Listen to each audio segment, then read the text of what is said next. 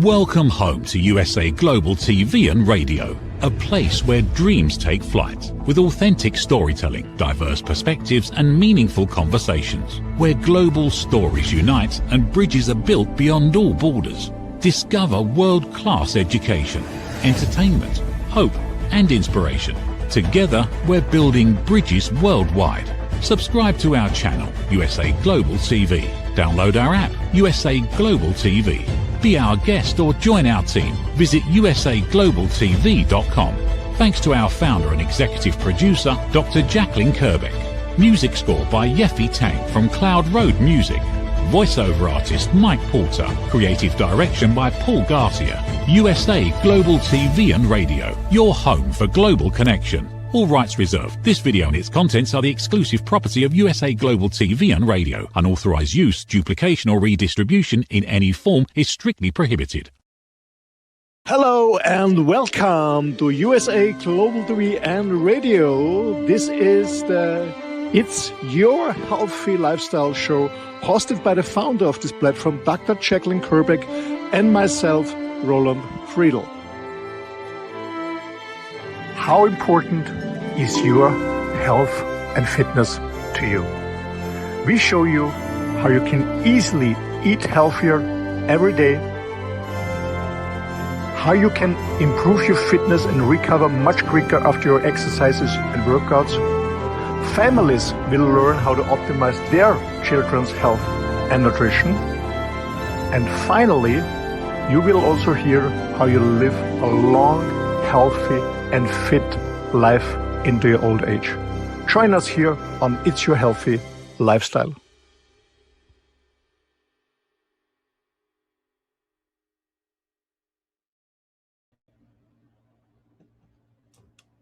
Should I or shouldn't I? Don't do it. You should do it. The doctor said to do it. The internet says don't do it. I'm not sure what it is I should do. I have an injury, I have an illness, I have something in my life that I am really struggling with. And have you ever had those mental gymnastics? Do it, don't do it. Yes, no, devil, angel. What am I supposed to do? We're going to be exploring that today on It's Your Healthy Lifestyle. I'm Dr. Jacalyn Kerbeck, and if you haven't done so, please subscribe to our YouTube channels, USA Global TV and Radio, and Dr. Jacalyn Kerbeck. Joining me today for the mental battle of recovery, how to stay motivated through injury, is a man who's going through an injury himself. It's my co-host and dear friend, Mr. Roland Friedl. Let's welcome him to the program. Hello, Roland. Welcome. Hello, Dr. Jacalyn. Hello, the audience. Hello. Yeah, by the way, you look amazing, Dr. Jacalyn. Thank you. Thank you very much. You look well yourself. Thank you. I try my best.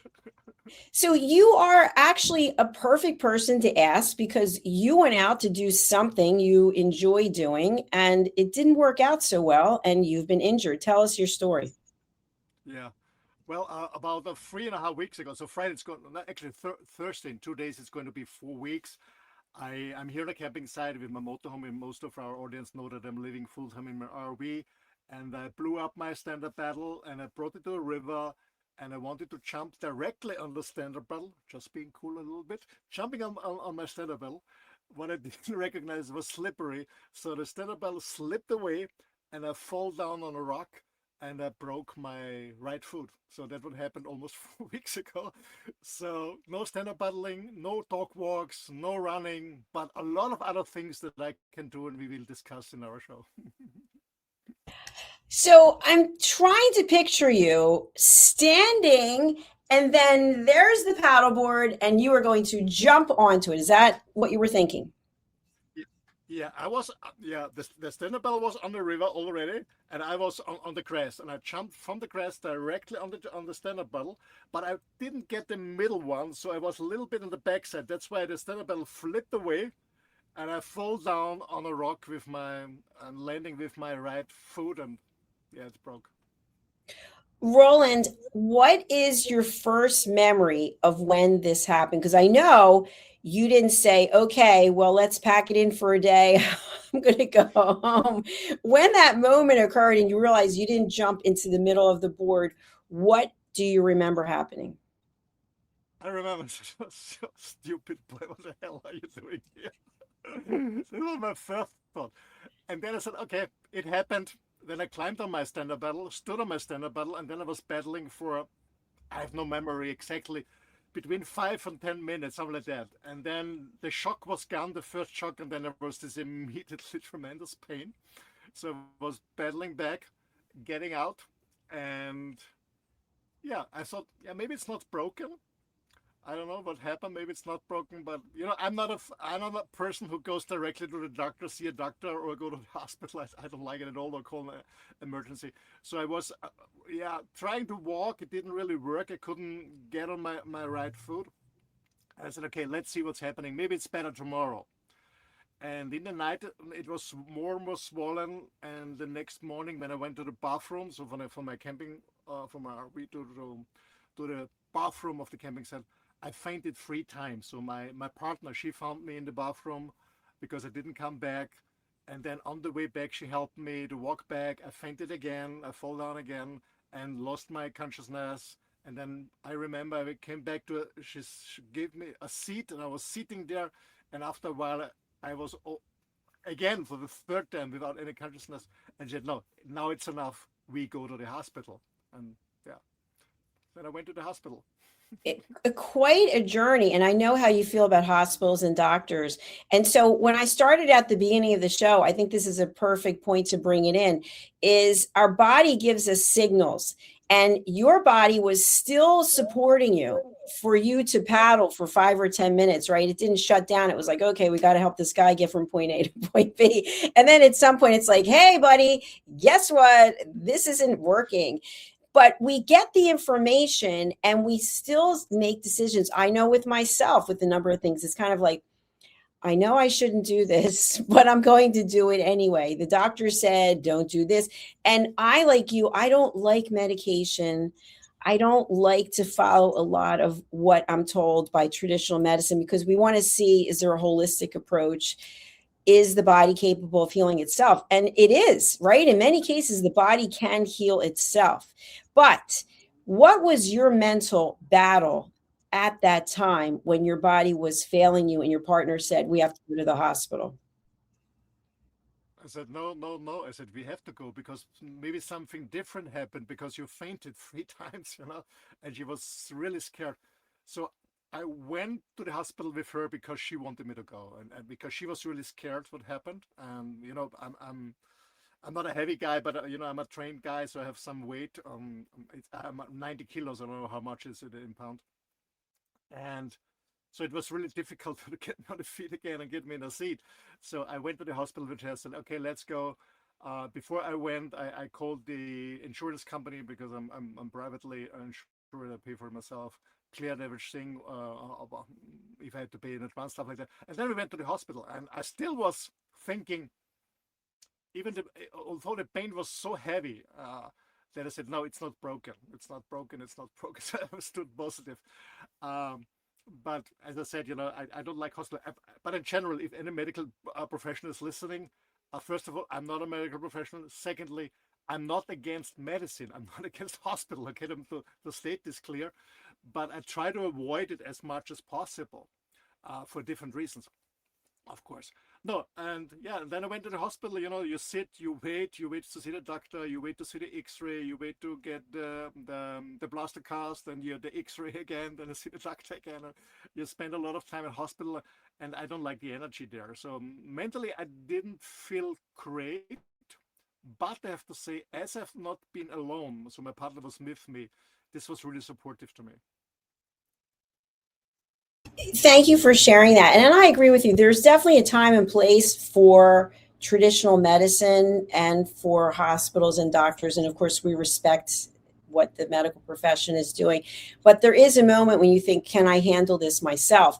And I mentioned to you, I think it was 3 weeks now since I was getting those violent back spasms, which were it was just like my back was locking up and I couldn't even breathe. It was like tiny sips of air. And I said to myself, you probably should go to the hospital. And then I just started processing it, which I shared already, which I don't know how I could get to the hospital. So I'd have to call an ambulance, which means I'd have to call the insurance company, which means the ambulance would have to get access to the building. I mean, on and on and on and on. So I basically just said, okay, enough of the mental gymnastics. I'm going to use some deep breathing to try to calm the spasms down. And then when I have an opportunity to think rationally, because right now I'm in a crisis mode, then I will evaluate. And of course, when I wasn't in pain anymore, I said, no, I'm not going to the hospital. I'm not going to see a doctor. And then it happened 5 nights in a row. And then fortunately, I really felt like, because I took magnesium, that had an impact, although people are telling me that has nothing to do with it. But I think there is a certain amount of healing we can do mentally, that our body will start to heal itself. But at some point, that might not be the case. But I want to focus on now the fact that you are a very active person. You have a beautiful dog. You love walking your dog. You love working out. You're just a physical guy. And now you had to sit and are sitting still in a chair. So when did you start to feel angry, if you did? Actually, when I came back from the hospital, oh my gosh! I said that I can stand a lot of stuff, but I walk my dog every morning an hour and a half. I do my 15 to 20,000 steps a day. I said, I'm not a sitting person, my body's not designed, or generally our bodies are not designed to sit. I have to sit the whole day. My gosh, my gosh, my gosh. I cannot walk. This was one thing. I was really fed up. And the second thing is, it's really hard for me, to be honest. Before my partner, I've been 4 years single, and it's really hard for me to ask for help and to depend on someone to, I don't know, to drive you to the hospital, or to help you to go to the bathroom, or to help you in the shower to clean, or stuff like that. It was really difficult for me to accept this, and ask for this help, and of course accept and appreciate it. The first 4 or 5 days was really hard for me mentally, to be honest. Even I'm coaching other people, but when I was in the situation, it was really difficult for me, to be honest. And I understand that, and I appreciate your candor with that, because I live alone, and it is difficult to think about having to depend on someone. So you and I have talked many times. We've done hundreds of shows together, but life lessons. Do you feel there was a lesson? Was the universe speaking to you, or was this purely an accident? Good question, Dr. Jacalyn. I was thinking about many times, what could the learning be? Is it about slowing down? Actually, my life slowed down years ago already. So, I don't know. I was thinking about, because I started a few books writing parallel, and I think, and I'm building a business, and I thought maybe it's a good time. I cannot travel, I cannot walk my dog, I cannot see my clients in person.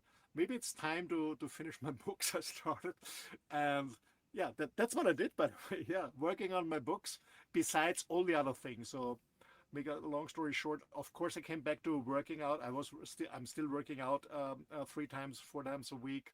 I still stuck to my diet.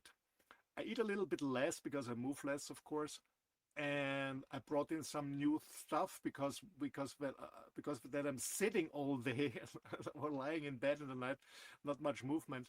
My digestion system slowed down, so I had to bring in some supplements to get it more easy on the bathroom.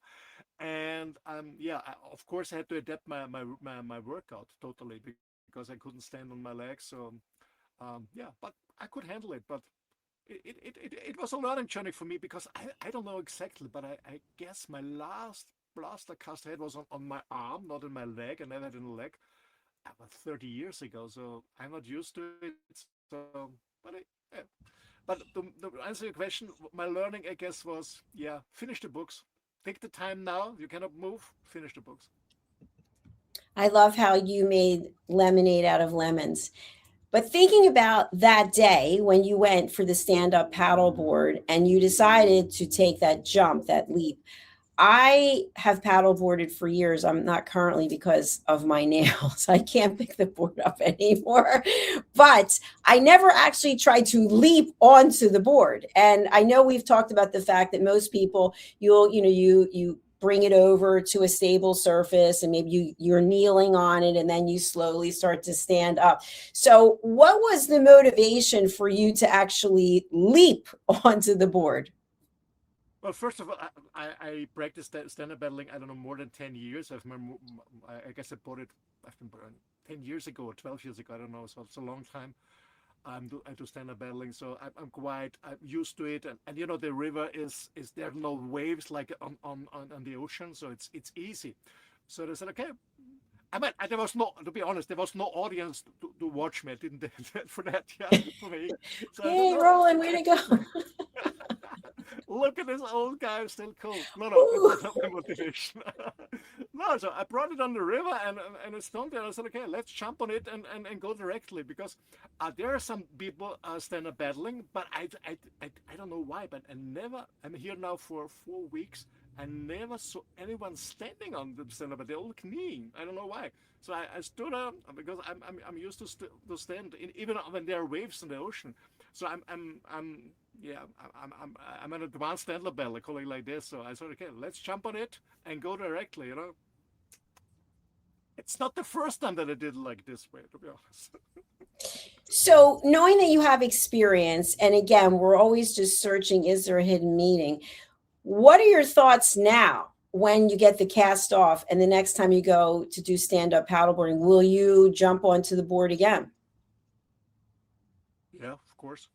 But I love it. maybe on a different spot where there's no rocks behind. You put like an X on there. That's where you have to leap onto it.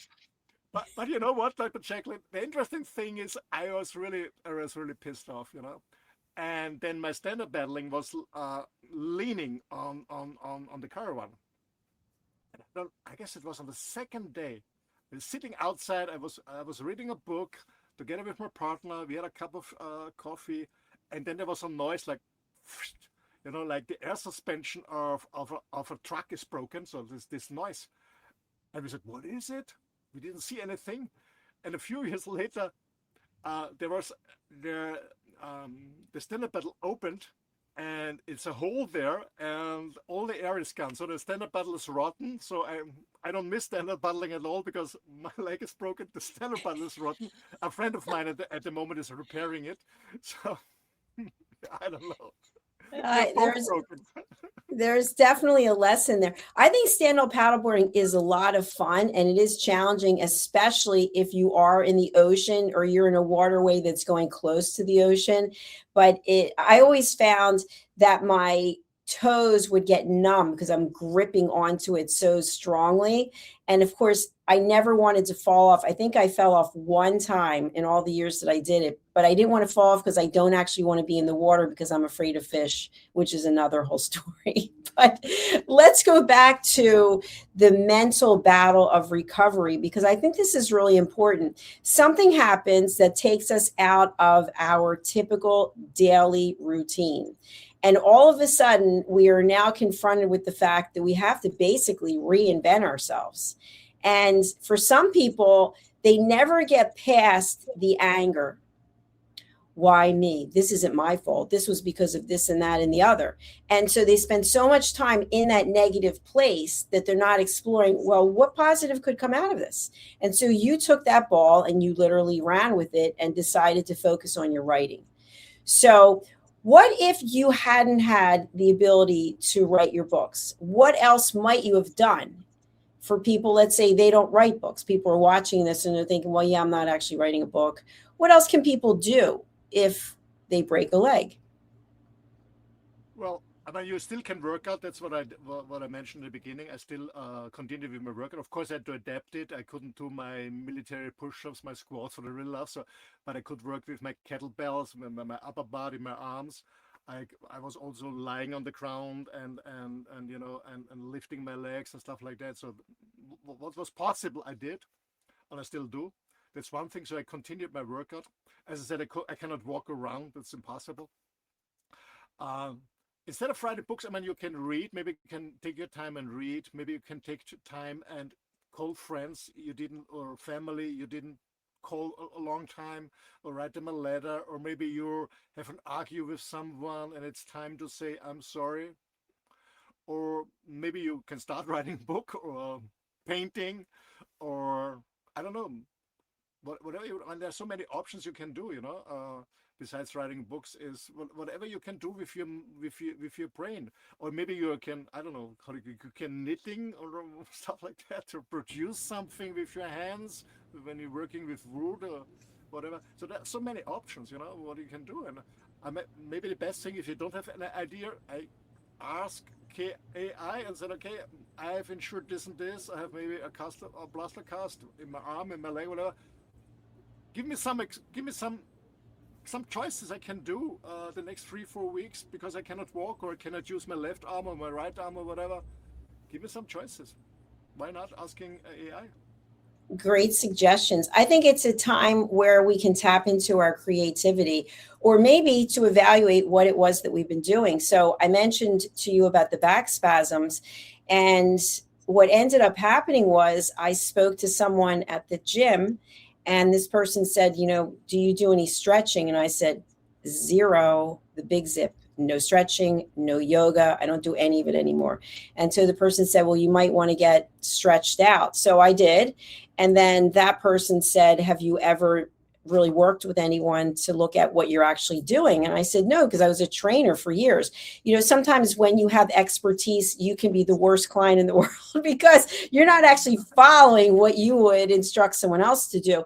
So together we looked at what I was doing, which was basically taking 2 classes a day, fitness classes. Half the time you're on the treadmill and half the time you're on the floor, and basically looking at what are my fitness goals and am I actually accomplishing that? And so the answer was no. And so now I'm doing something completely different. Now I'm lifting weights 3 times a week, following a protocol, and I've cut back on the cardio, and I'm only going to take 2 classes a week. And honestly, I was really upset about it. No one's making me do it, but I thought I like going to the classes. It's fun. There's cool music and you get to change what you're doing. You're sprinting, then you're jogging, then you're walking, and you're lifting weights. And I went yesterday to the gym to lift weights following this routine. And I was a little angry because I saw the class taking place and I wasn't there. And normally I would be there. And I was kind of like, and then I dropped my phone a few times and I knocked over my water. I was just getting really disgusted. And so by the time I finished working out, I was very tired. And I thought, okay, this is a different kind of tired from what I usually am. So maybe this is what my body's looking for. But I haven't been very willing and compliant. I am doing what I'm supposed to be doing now. But at the same time, it's hard to let go of the routines that we have. 100%, Dr. Jacalyn, 100%. And I don't know how many times I said to my partner, I miss the dog walks, I miss the dog walks, I miss the dog walks. I don't know how many times I told her. Yeah, because that's what I really miss. I always had dogs, and I love this walk, especially early in the morning, just to, the air is fresh, the light is different, there are not many people around. I miss this I miss this so much. But yeah, I was not complaining, but I said many times I miss the dog. But on the other hand, I'm so happy that she is with me since a few months, because if I would be alone, standing somewhere in the wild with her motorhome, well, of course I can call an ambulance and go to the clinic and they bring me back, but who does my grocery? Who walks my dog? Who helps me showering? Whatever. Pooh, I gosh. So I said, thanks Lord, that I'm not alone. We know us personally. I always enjoyed being by myself, 100%. Yeah, I was 100% happy single, but this time I said, oh gosh, happy not to be single again. To be honest, very practical, and very egoistic, because I wouldn't. Of course, you can organize a dog sitter, you can organize everything. That's not an issue, but it's much more work. But to continue, what I also did, because I cannot walk, I cannot move much. So I found out that my digestion system is slowing down. I started fasting yesterday, to be honest. So today is my 2nd day of fasting. So I said, okay, Friday I get rid. Hopefully, they told me. Hopefully it's true. After 4 weeks, I get rid of my plaster cast. So I'm gonna fast from starting yesterday, Monday, until Friday. I do a fast, and tomorrow I go to a colon hydrotherapy. And I said, okay, use the time now before you get ready to work out harder, to do your push-ups, to walk the dog, okay? Cleanse your body, and then a full restart afterwards. So you're really capitalizing on this time to improve yourself mentally and physically, clean everything out. On Friday, when you get the plaster cast taken off, will you have a walking cast or will you just be cast free? I will be cast-free. Cast-free, yeah. I mean, they told me, the point is when you go to a clinic, to a hospital, you always see a different doctor. Luckily, to be honest, because I remember the second doctor, because after a week they changed it, because in the beginning I had a so-called open plaster cast because I was so swollen they couldn't close it. So after a week I got rid of it. They gave me another one, a closed one, but I was not allowed to walk around. And to be honest, I got it on Friday, and on Sunday we drove to a beautiful Czech city. And my partner, she's never been there. So we drove there and I was walking around 3 miles with this non-walking rascal. With my crutches. I was walking around the city. It was a little bit difficult, this old city with all this stony roads, but it was beautiful there. I enjoyed it. Actually, when I came back in the evening, I was very exhausted, but it was a really cool thing. And then my pasta cast was totally broken. I was going to say it's got to be ruined, shreds. So and how are your underarms from the crutches? Don't they hurt? No. Well, actually, I never have an issue with pain at all. No. Of course, I can feel it. It's quite hard when you just have all the weight on your arms, but I'm fine with that. I'm trained. I'm fine with that. I also have a good grip, so I'm fine with that, and I have no issue with as I said, with pain. That's one thing, because the first doctor, when on the first day I went there after the accident, he was writing down some pharmacy, some painkiller. I said, forget it, I don't take any painkiller. I said, but you have an amazing, really strong pain because you fainted 3 times because it was too much stress for body. I said, yes, but I love the pain. Please don't understand me wrong. I love the pain because it gives me feedback that, okay, stay still. Because, when I take a painkiller, I never take a painkiller because then I really sit in a chair or lay down, whatever it is, a surgery or when something broken. Because when a painkiller, you move too much. So that's why I don't. The painkiller, the pain has it makes sense. The pain has a purpose. It gives you feedback. There's something wrong. Just lay down, slow down, don't move, or don't move this way or this way. So I didn't take painkillers. And then he wrote down, I don't know how to call it. You have this small injection you put in your belly. If there's a belly close to your stomach, so you don't get this, your veins are not closing, you don't get this the stroke or in your lungs or in your head. I said, no, I don't think you have blood thinner? Sorry? Is it blood thinner? Yeah, blood thinner. Yeah, you have to take this every day. I took it twice and then I stopped it. And I said, yeah, but you have to. I said, no, I'm working out, even moving my legs. I lay it down on the floor, I'm moving my legs up and down, and I'm still active. But anyway, so 2 doctors already have been pissed off. And then I came back to the hospital and said, you have to change my I said, is it? No, because I was already fixing some stuff. And I said, well, what have you done? I said, I don't know. I only walked from the caravan to the bathroom. That's all. But it was totally stressed. No, only a short way. But did you walk around the city? No. No, I did not walk 3 miles. I didn't talk a lot. And it broke 2 times, And then I had to get again. And then there was a lady who did this plus. I said, wow, it looks crazy. What are you doing? I said, look, only 400 or 500 steps a day from the caravan to the bathroom. Because when I move more, I switch my step count off. Yes, I figure that. And maybe they just didn't put that cast on properly. Who knows what the reason could be? I don't know. But it's again broken, but I don't get rid of it anyway on Friday. So you really have made the best of me. I mean, that's impressive to be on crutches and walk 3 miles. Especially on those cobblestone streets, that's very difficult. So kudos to you. So you're now fasting, and to some people that is a concept that they don't understand and don't want to know anything about. And you've done a number of shows on water fasting. What are some of the benefits that you feel you are getting by fasting right now? Well, first of all, the reasons why I started fasting, it's not only because of the accident, it's because the last weeks I had too many carbs. I mean, not many carbs, but for because I'm a low carb or mostly a carnivore, so too many carbs. I had, I guess, one time a pizza and one pasta, bread, and almost every day a piece of cookie or a piece of cake. So yeah, but because my auntie was baking, then my partner was baking, her daughter was baking, and I cannot say no. So I felt a little bit fatigued. Maybe it was a little bit because I was frustrated in the first week after the accident.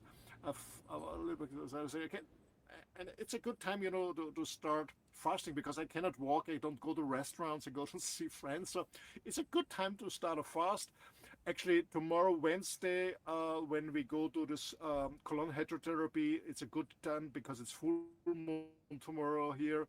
So it's all good. So, and I did my last fast in April, March or April. I don't remember. When I was in Italy, I did my last fast. So I do it 3 to 4 times a year. I do a fast. Mostly it's a 5 days fast.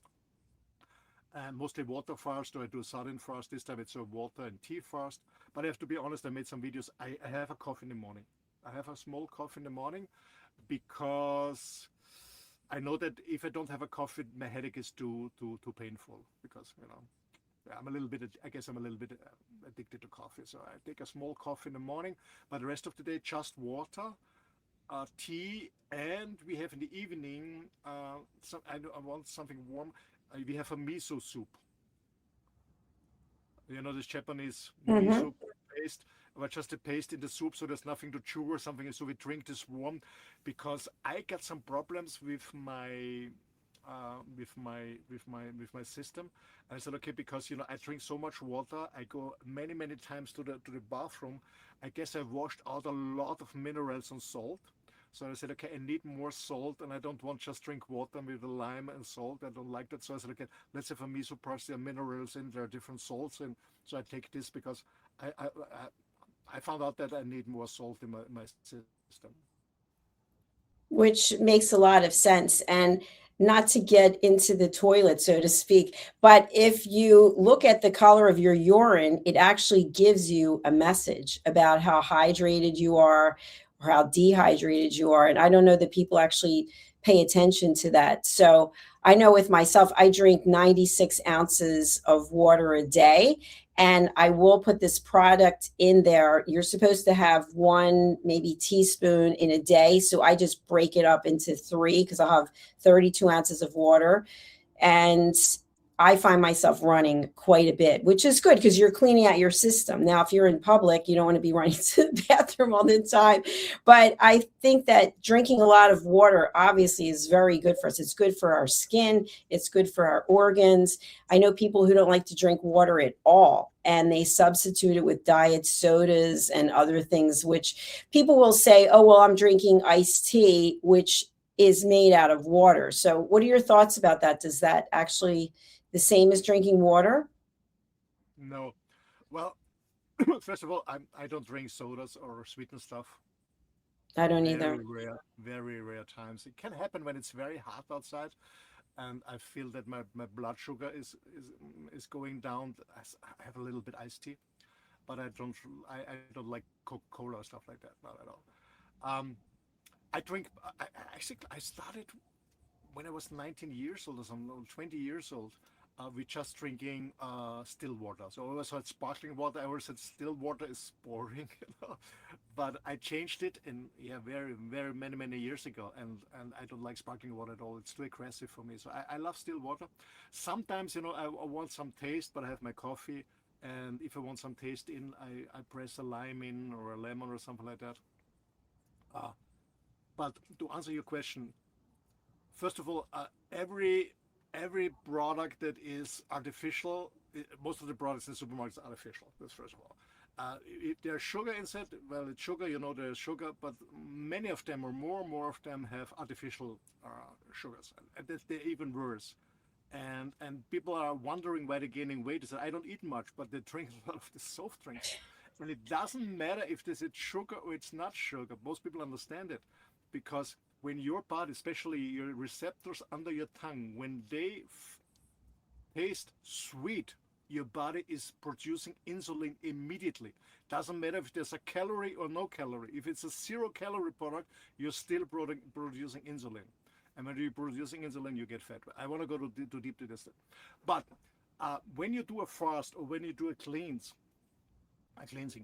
detoxing, the pure water is the best one because water is not only hydrating you, it's not only cooling you down, it's not only bringing information from cell to cell, it also has the capability to absorb negative stuff, toxic stuff, and bring it out through your urine. So the cleaner the water, the more the water can absorb and transport out of your body. That's the point. That's why pure water is even better than tea, but sometimes I have a herbal tea because I want some taste. But the cleaner the water, the purer the water, the more your water can transport out of your body. And this is the negative part that I mentioned before, is of course it's also getting rid of a lot of minerals and salt which are really necessary for your system.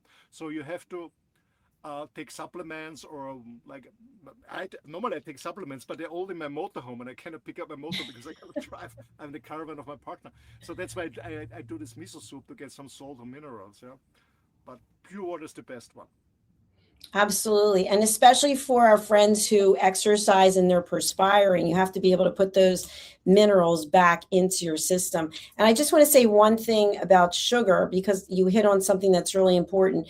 Now, the food manufacturers are disguising sugar with different products. And so even though you might not see it, if you're reading labels, which is really important, if you're not seeing sugar as first, second, third, you might see it disguised in some other name. So meaning in another product that has sugar. So for example, corn syrup, that has a lot of sugar in it. And people might not think of that. So I would, if you're interested in your health, I would definitely start reading labels. And instead of just focusing on the calories, I would look at what are the actual contents. And so people will say, oh, well, it has 0 calories, 0 fat, but can you please explain to me what is actually in it? There are these long chemicals that you have no idea what they are. They're not natural. You can't go in the farm or in the ground and pull them out and go, I'm eating this. They were all manufactured in a lab somewhere. So how could that be good for us? 100%. And as you mentioned, industry is always finding new words and new ways to bring a kind of sugar into the product. Well, I know that it's not practical for most people. I'm not sure. You drive your business, you work 9 to 5, your family. So I know you're not in the same situation like mine that have a free lifestyle. I'm looking just for clean, pure food. So I don't go to the supermarkets. I don't buy processed food and stuff like that. So I don't care about calories. I don't care about ingredients or about sugar, or maybe they bring some insects in or GMO stuff or whatever, because I don't buy in general not food that could be poisoned by sugar, artificial sweeteners, or coloring or whatever, because I don't buy it at all. I buy my eggs here from a farm directly, by huge eggs. Mostly if they have two Yorksons in it. They're so huge. They have two Yorksons. They're organic and very, very cheap. I get them for 25 cents. This is, yeah, 25 cents is nothing. You can. I get my meat from my friend who has 180 Black Angus cattle. So he's slaughtering once a month. I get my things there. I have another friend who has a huge herd of goats. I get my goat meat there and stuff like that. I get my honey from somebody I know. So that's most of my food. So I'm not absolutely concerned what the industry is doing, because I don't buy the products. But I know that most people do, and especially for families, with small kids, they see commercials, or they see their buddies in school or in kindergarten, they have this or this and this. I know as a parent it's quite difficult, but really take care what's inside. My tip is always, when a product has more than 5 ingredients, if possible, stay away. Stay away. Stay away. And I think you've hit on some really good points. Not everyone has a free lifestyle, right? Not everyone is able to get their eggs fresh from the farm. But I think it's also about the choices we make. I know on Saturday I was out doing some errands and I didn't get to eat dinner and I was very hungry and I don't eat after 7 o'clock at night. And I thought, I am starving. You know, you feel like if you don't get food, you can't function, which is not true because we know it's all psychological. And I was driving past this fast food place and I thought, I haven't eaten fast food in I don't even know how long. And I thought I could easily go in and I'm sure they're going to have something that's supposed to be fresh. And I thought, just don't do it. Don't eat. So I just drove back, went home, didn't eat anything. But I think we talk ourselves into something like, oh my gosh, I've got to have food. I'm going to pass out. It's probably not the case. So No, just 100%. 100%. You know, I know where we've been. I don't know. I remember.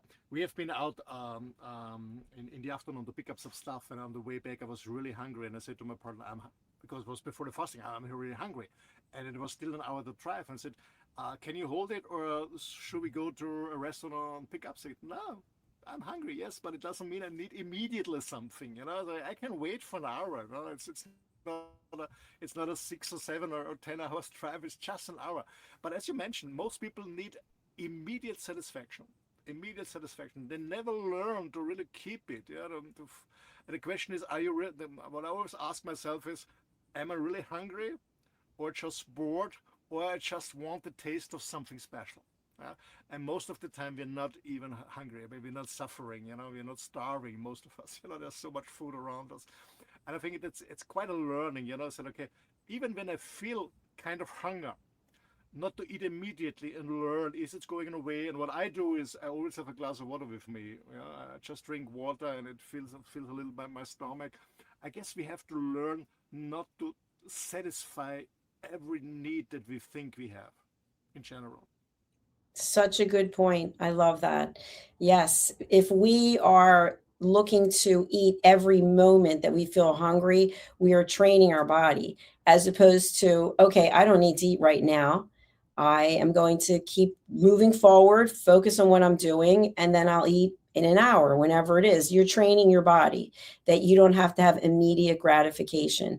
And I think that's important as business owners because there is no immediate gratification. And we've got to keep coming back over and over and over again. So, Roland, I have really enjoyed this episode, The Mental Battle of Recovery, How to Stay Motivated Through Injury. How can you help people and who would you like to contact you?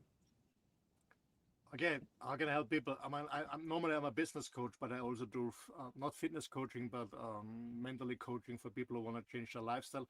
Actually, right now I'm working with an artist, a very famous American artist, who asked me, "Hey, can you bring me back on track? I hate working out," so I motivated him. So um, the best way is go on my website and then you see what I'm offering. It's rolandfriedl.com, and from there, it's in English and German available. From there, you can link to SPS, which is my business website because I've been coaching and training the largest companies in the world for many, many years. Tech companies, most of the time. I do one-to-one coaching with individual clients. I work with men. And I started a new business, which is not on the website because I want to do an additional website. I'm helping small scale businesses integrating AI agents to run the business more efficient so they can save, I would say, 5 hours a week at least, where they can use for this part-time for the family or just having more time for the clients. So, but go to my website, rolandfriedl.com, or get directly with me in contact by emailing me, Roland Friedl, office at rolandfriedl.com. You can also get my books on Amazon. Uh, it's in English and in German available. There's a business book there. It's called The Innovation Edge. There's a book coming soon from the doer to the architect of your own life. So if you are a person who is just hustling, there's a new book coming out of that. So yeah, but you find everything on my website. Thank you. You're welcome. And we do have the link to Amazon for people to go ahead and just click right on there and to purchase your book. So thank you, Roland. You do have a show or shows coming up, correct? Yes, I have another show in German. So if you speak German or know somebody who speaks German and understands German, I do a show, a Mutmacher talk. I have an amazing lady as a guest, Jacalyn. She was suffering from cancer, grade 4. She didn't give up. She fought back through your life, and now she's encouraging people, staying encouraged, staying motivated, staying inspired, whatever happened to your life. So stay tuned at the Mutmacher talk in German here at USA Global TV and Radio. And if you look it live to it today at 8 p.m. Central European Time, or if you miss it, don't worry, go to your YouTube channel and see the recording. Roland, thank you so much for being here. It's an absolute pleasure, and best wishes with your show. And by the way, Roland has been promoted to executive producer here at USA Global TV and Radio because he put so much time, energy, and passion into learning how to produce his own shows. He now will be producing shows for other people, in addition to the Persistence Payoff show. So Roland, congratulations. Thank you. Thank you. It's an honor and a pleasure to be part of this amazing journey and this amazing community. Thank you again. And for those of you who haven't done so yet, please do consider subscribing to our 2 YouTube channels, USA Global TV and Radio and Dr. Jacalyn Kerbeck. Be part of our community and ring that bell so that you're aware of our next upcoming episode. Thank you again for being here. As we close out today, I would like to run a short clip about my new book that's coming out in September. And it's basically about the fact that we have information and yet we choose not to move forward. We know what we're supposed to be doing, but we don't take action. The book is called Stop Why Knowing Isn't Enough. Let's take a look.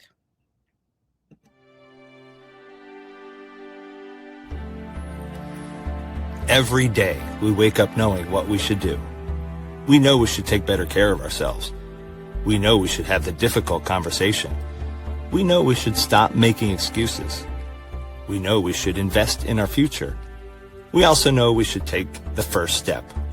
So why don't we? It's not because we aren't smart enough. It's not because we don't have enough information. And it's certainly not because we don't care. We live in a world overflowing with knowledge. Books, podcasts, videos, courses, experts, even artificial intelligence. We have more access to information than any generation before us. Yet so many of us are still waiting for the right time, waiting to feel ready, waiting until tomorrow. But tomorrow becomes next week becomes next year, and before you know it, another opportunity has passed us by. The truth is, knowing has never been the finish line. It's only the starting line. Our lives don't change because we know more. Our businesses don't grow because we know more. Our relationships don't improve because we know more. And our health doesn't transform because we know more. Everything changes when we act. When we choose courage over comfort, progress over perfection, action over intention. The question isn't, what else do we need to know? The question is, what are we going to do with what we already know? Stop. Why Knowing Isn't Enough by Dr. Jacalyn Kerbeck. Because knowing opens the door. Action changes your life. Available September 2026.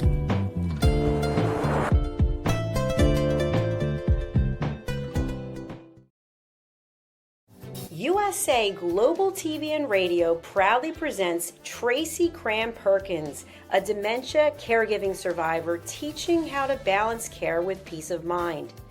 #1 resource for dementia caregivers. It's the book Dementia Home Care: How to Prepare Before, During, and After. Over 17,000 copies sold of this must-have guide. And now a testimonial from Tracy Smith.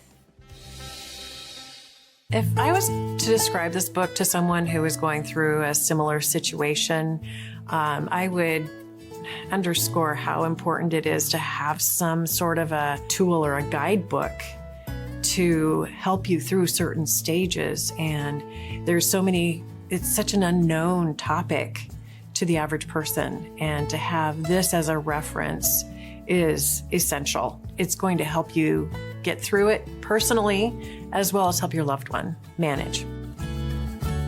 To learn more, go to TracyCramPerkins.com. Tracy Cram Perkins is an award-winning author. She's also the host of Dementia Home Care television show. Watch it here on USA Global TV and Radio. Thank you, viewers and listeners of USA Global TV and Radio, for joining us today. We're honoured to have your time and attention as part of our global community. At USA Global TV and Radio, we believe in the power of authentic conversations, meaningful connections, and creating a world of possibilities together. Want to be part of something bigger? Join our team of elevated listeners at usaglobaltv.com, a space where your voice matters and your ability to listen transforms relationships. Stay connected with us across all our platforms for thought-provoking discussions, expert insights, and empowering stories. Subscribe to our channels at youtube.com/c/USA Global TV. Follow us on social media and explore the endless opportunities we're creating for growth, learning, and inspiration. Together, we're not just broadcasting, we're building bridges and changing lives one conversation at a time. For inquiries, contact us at info@usaglobaltv.com. Produced by Executive Producer and Director Dr. Jacalyn Kerbeck. Voiceover by Mike Porter. Creative direction by Paul Garcia. All rights reserved. Visit usaglobaltv.com to view our full terms and conditions.